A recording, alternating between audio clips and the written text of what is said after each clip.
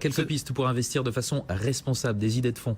Alors, des idées de fonds. Bon, alors on achète des fonds, c'est très difficile soi-même d'acheter des actions oui, bien sûr. individuellement d'entreprises dont on se dit qu'elles sont responsables. Il faut passer par son banquier, ouais. C'est quand même ce qu'il y a de plus simple à faire. Donc il va vous vendre une assurance vie, un PEA, il va vous vendre de l'épargne salariale. Vous savez qu'un tiers de l'investissement socialement responsable en France est placé en épargne salariale. Alors les fonds que vous pouvez demander, parmi d'autres, il y a 400 fonds responsables ou thématiques développement durable en France.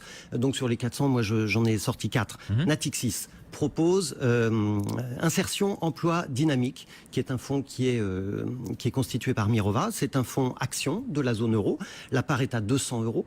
Il y a une poche solidaire dedans qui vous permet de créer des emplois dans des associations qui créent des emplois sur les territoires qui en ont besoin. Ce fonds-là, il a gagné 10% depuis le 1er janvier, c'est-à-dire en fait, il fait la même performance que le CAC 40 aujourd'hui. C'est important de le dire, parce qu'on croit souvent que l'investissement responsable va minorer mes performances financières. Voilà, est-ce que la performance est au rendez-vous? Absolument, la performance est au rendez-vous. Je vous donne un autre exemple. Amundi, qui gère à peu près 45 fonds responsables et thématiques, un fonds qui s'appelle par exemple Valeurs Durables. Alors évidemment, ce sont des actions de la zone euro, là aussi spécialisées sur le secteur de l'environnement. La part est à 210 € et il a progressé de 13% depuis le 1er janvier. Performe le marché, voilà, on est un petit peu au-dessus. Il y a un indice de référence? Alors oui, il y a un indice de référence, absolument. Chaque fois, il se benchmark. Là, j'ai pas noté l'indice de référence pour ces fonds-là, mais il y a toujours une comparaison avec un indice de référence. Et alors dites-moi, ils existent depuis assez peu de temps, ces fonds, ou Non, ils existent. Le fonds d'Amundi, là, existe depuis plus de 5 ans. Plus de 5 ans, quand même. Oui, tout à fait. Alors, il y en a qui sont...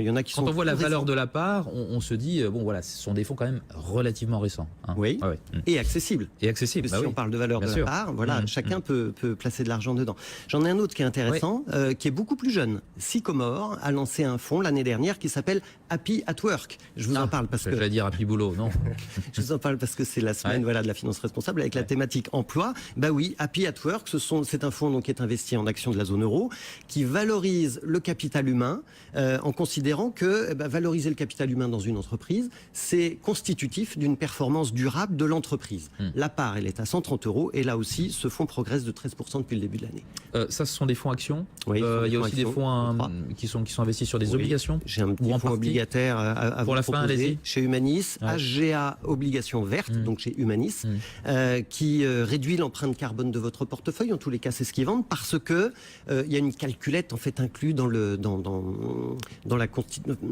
lorsque vous souscrivez au fonds, vous avez une petite calculette qui vous permet d'évaluer le nombre de tonnes de CO2 que vous allez éviter. Ah bon? Comme quand on achète un billet de TGV, on sait combien ou un billet d'avion. D'accord, ça c'est pareil. Très bien. C'est exactement le même principe. Il progresse beaucoup moins, 2,7% depuis janvier, mais évidemment on est sur des obligations, on n'est pas sur des actions, c'est beaucoup moins risqué.